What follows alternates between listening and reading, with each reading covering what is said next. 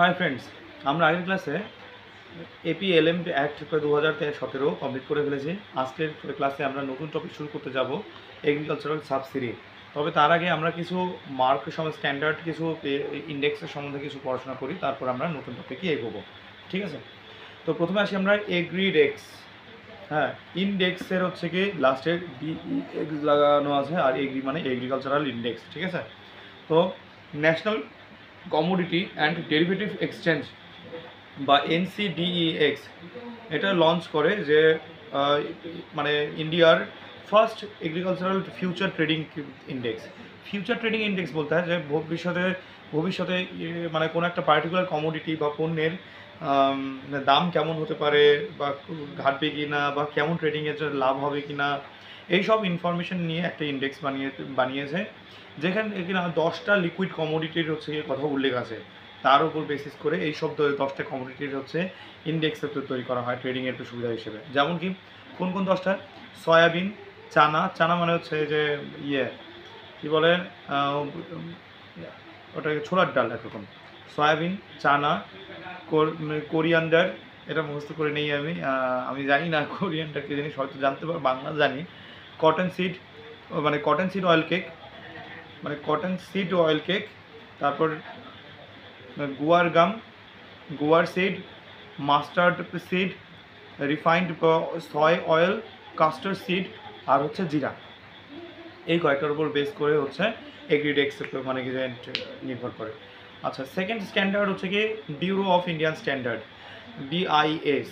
আচ্ছা, এরাও কিন্তু যে বিভিন্ন শুধুমাত্র এগ্রিকালচারাল মানে কি যে কমোডিটি নয়, সেখানে সোনা, রূপা, তামা যা আছে প্রচুর ম্যাটেরিয়ালের হচ্ছে এরা ইন্ডেক্স তৈরি করে। হ্যাঁ, স্ট্যান্ডার্ড হিসেবে কোয়ালিটি মানে কি অ্যাসিওর করে 3টা স্টেপে। একটা হচ্ছে ফরমেশন অফ স্ট্যান্ডার্ড, বিভিন্ন রকমের হচ্ছে কি যে একটা কী বলে প্রমাণ নির্ধারণ করে নিয়ে ফরমেশন অফ স্ট্যান্ডার্ড, তারপর প্রোডাক্টের সার্টিফিকেশন স্কিম।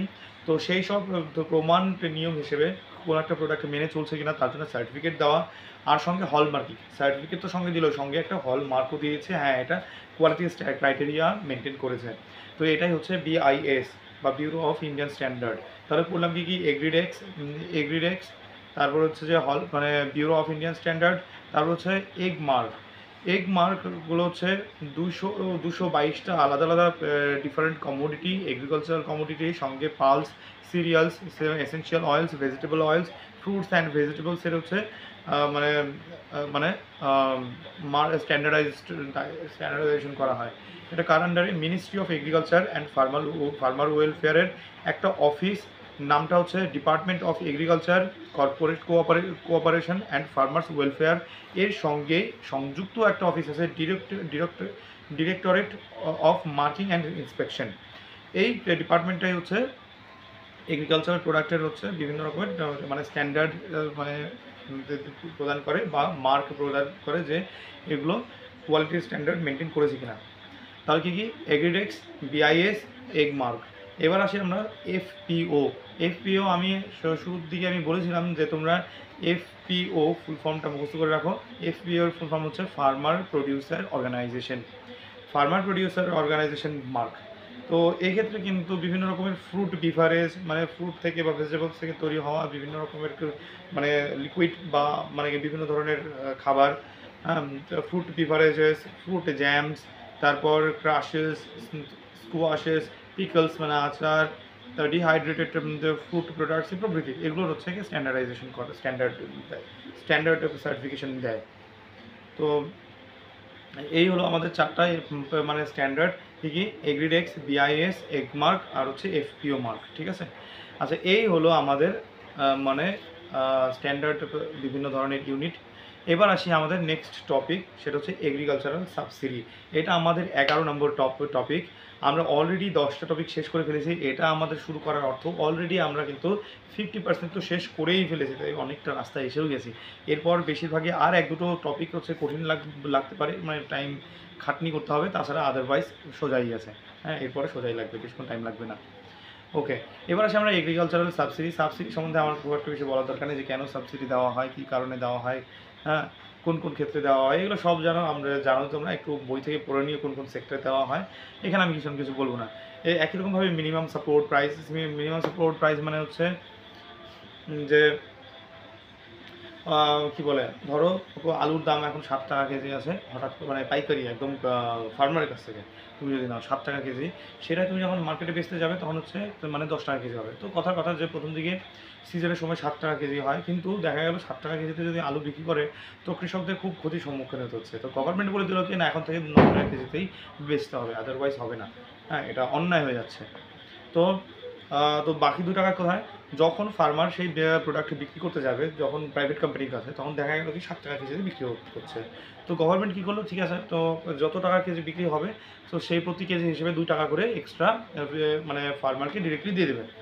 তবে ওই স্লিপটা দেখাতে হবে যে আচ্ছা তুমি 9 টাকা কেজিতে তুমি মানে অন্য প্রাইভেট কোম্পানি হচ্ছে বা কী বলে রেজিস্টার্ড যারা ডিলাররা আছে বা হচ্ছে ট্রেডাররা আছে, তারা 7 টাকা কেজিতে কিনছে।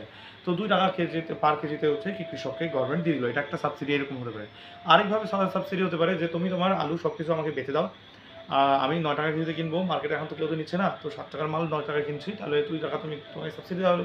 গভর্নমেন্ট পরে সেই টাকা সেই পয়সা ওটা বিক্রি মানে কেনার পর 7 টাকা কেজিতে রেশন হিসেবে মানে দিয়ে দিল। এভাবেও করতে পারে। বা অন্য কোনোভাবে হচ্ছে এক্সপোর্ট করে 7 টাকা কেজিতে হচ্ছে মাল বাইরে চালান করে দিল। তো এইভাবেই হচ্ছে মার্কেট কন্ট্রোল করে গভর্নমেন্ট এভাবে। তো এভাবে করেও 2 টাকা করে সাবসিডি দেওয়া হয়। তো এরকমই হচ্ছে 3টে স্কিম আছে। সেই স্কিমটা চলো আমরা একটু বোঝার চেষ্টা করি। প্রথম স্কিম হচ্ছে প্রাইস সাপোর্ট স্কিম। তো এখানে কি হয় যে প্রকিউরমেন্ট করার সময় মানে ফার্মারদের কাছ থেকে ডিরেক্টলি কেনার সময় কোন ক্ষেত্রে, সেটা হচ্ছে পালস এবং কোপরা।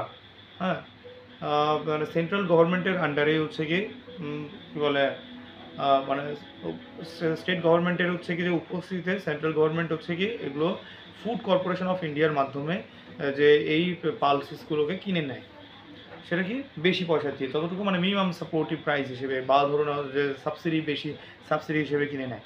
তো এটা হচ্ছে প্রাইস সাপোর্ট স্কিম, ঠিক আছে। আচ্ছা, এবার আসি আমরা pilot of private procurement and stockist scheme. আগেটা বললাম কি প্রাইস সাপোর্ট স্কিম, আর এটা পড়তেছি কি আমরা pilot of private procurement and stockist scheme. এটা কিছু কিছু জেলাতে এই জিনিসটা করা হয়, যারা প্রাইভেট কোম্পানির লোকরা কেনে, এবার কেনার সময় হচ্ছে মানে সেন্ট্রাল গভর্নমেন্টের সামনে থাকে, সেই উপস্থিতিতে তখন হচ্ছে কি সেন্ট্রাল গভর্নমেন্ট সেই পয়সা মানে কি এক্সট্রা যে কিছু সাবসিডি পার কেজি হিসেবে বা যেভাবেই ওনার কমোডিটি হিসেবে মানে টাকাটা ফার্মারদের কাছে দিয়ে দেয়। এরকমও হতে পারে। সেটা কোন কোনটা মানে কি ক্ষেত্রে, অয়েল সিডের ক্ষেত্রে, বিভিন্ন ধরনের তৈলবীজের ক্ষেত্রে। আচ্ছা, তাহলে হয়ে গেল আমাদের প্রাইস সাপোর্ট স্কিম হয়ে গেল, যেখানে কিনা গভর্নমেন্ট নিজে কিনে নেয়। আচ্ছা, এবার pilot of private procurement and stockist স্কিমের ক্ষেত্রে গভর্নমেন্টের উপস্থিতিতে প্রাইভেট কোম্পানি কিনে নেয়, তো সেখানে গভর্নমেন্ট কিছু সাবসিডি দিয়ে দেয়। তারপর প্রাইস ডেফিসিয়েন্সি পেমেন্ট স্কিম। হ্যাঁ, এক্ষেত্রে কী হয় যে মিনিমাম সাপোর্ট প্রাইস এবং মার্কেট প্রাইসের যে ডিফারেন্সটা, সেটা কিন্তু গভর্নমেন্ট মানে কি সাপ্লাই দিয়ে দেয়। সেটা কোনটার ক্ষেত্রে, যে অয়েল সিডের ক্ষেত্রে গ্রাউন্ড নাট, কিছু কিছু মানে গ্রাউন্ড নাট, সয়াবিন, সানফ্লাওয়ার, সিসামাম, তাই না? তো এইসব ক্ষেত্রে তাহলে প্রাইস ডেফিসিয়েন্সি পেমেন্ট স্কিম আর হচ্ছে pilot of private procurement and stockist scheme তো এক হয়ে গেল প্রায়, কিন্তু তা নয়। তো মানে pilot of private procurement and stockist স্কিমটা হচ্ছে স্পেসিফিক জেলাতে করা হয়, কিন্তু মানে প্রাইস ডেফিসিয়েন্সি পেমেন্ট স্কিমে কিন্তু মানে স্পেসিফাইড জেলার ক্ষেত্রে করা হয় না, এটা খেয়াল রাখতে হবে। তাহলে আজকে আমরা কী কী বললাম, বেশ কিছু স্ট্যান্ডার্ডাইজড মার্ক পড়লাম, হ্যাঁ, বা ইন্ডেক্স পড়লাম, আর সঙ্গে আমরা যে সাবসিডি নিয়ে পড়া এগ্রিকালচারাল সাবসিডি পড়লাম, মিনিমাম সাপোর্ট প্রাইস পড়লাম, এটাও এক ধরনের সাবসিডি, মানে তারপর প্রাইস সাপোর্ট স্কিম বা পিএসএস, তারপর প্রাইস ডেফিসিয়েন্সি পেমেন্ট স্কিম বা পিডিপিএস, তারপর pilot of private procurement and stockist scheme বা পিপিপিএস, এই জিনিসগুলো পড়লাম, ঠিক আছে। তো আজ এই পর্যন্তই থাক। এগ্রিকালচারাল সাবসিডি আমরা শেষ করে দিয়েছি। নেক্সট ক্লাসে আমরা নতুন একটা মেজর টপিক শুরু করব, ঠিক আছে। অল দ্য বেস্ট, ভালো করে পড়াশোনা করো, বাই।